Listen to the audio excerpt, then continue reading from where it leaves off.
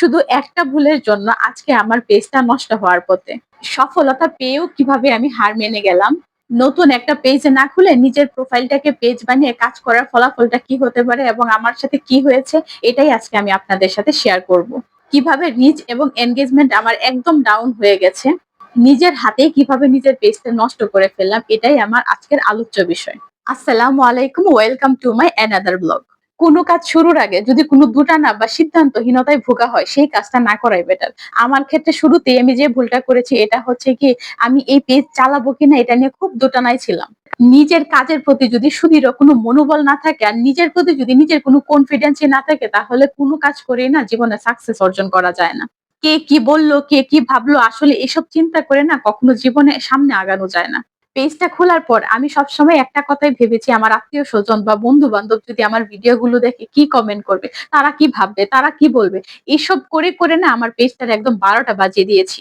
আমি তো একটা ভিডিও ছাড়ার আগে 10 বার ভাবি, একটা ভয়েস দেওয়ার আগে আরো 100 বার ভাবি যে আসলে এই ভয়েসটা শোনার পরে বা এই ভিডিওটা দেখার পরে কেউ হাসবে না তো, কেউ বাজে মন্তব্য করবে না তো।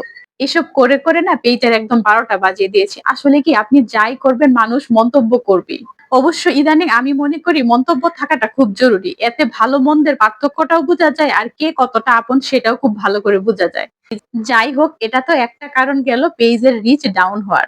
আমি 2 নম্বরে যে ভুলটা করেছি, নতুন করে পেজ না খুলে নিজের প্রোফাইলকে পেজ বানিয়ে কাজ করার দুঃসাহসিকতা দেখিয়েছি। কিন্তু এটা আমার অনেক বড় ভুল সিদ্ধান্ত ছিল। নতুন পেজ খুলে কাজ করলে পেজটা খুব তাড়াতাড়ি গ্রো হয়, রিচ এনগেজমেন্ট সবই অনেক তাড়াতাড়ি বাড়তে থাকে। আমার একটা কমন রোগ হচ্ছে, কোনো কাজেই না আমি একদম টানা করে যেতে পারি না, মাঝখানে আমার গ্যাপ বা বিরতির প্রয়োজন হয়। পেজের ক্ষেত্রেও এর ব্যতিক্রম নয়। এক সপ্তাহ যদি ভালো করে ভিডিও ছাড়ি আর এক সপ্তাহ একদম হচ্ছে ঘুমিয়ে ঘুমিয়ে ভিডিও ছাড়ি। আর এইটা হচ্ছে গিয়ে সবচেয়ে বড় ভুল আমার।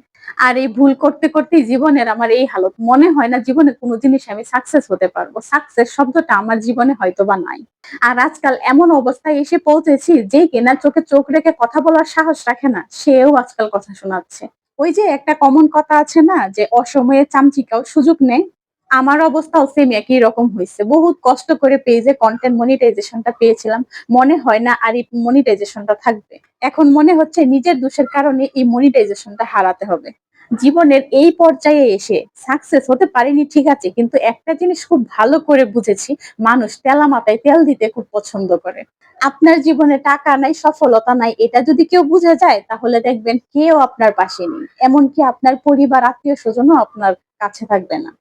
যদি বুঝতে পারে যে আপনি ভালো আছেন, আপনার ভালো সময় যাচ্ছে কিংবা আপনার অনেক টাকা পয়সা আছে, তাহলে দেখবেন আপনার কি পরিমাণ প্রশংসা করছে, একদম সামনাসামনি আপনাকে নিয়ে একদম নতুন করবে।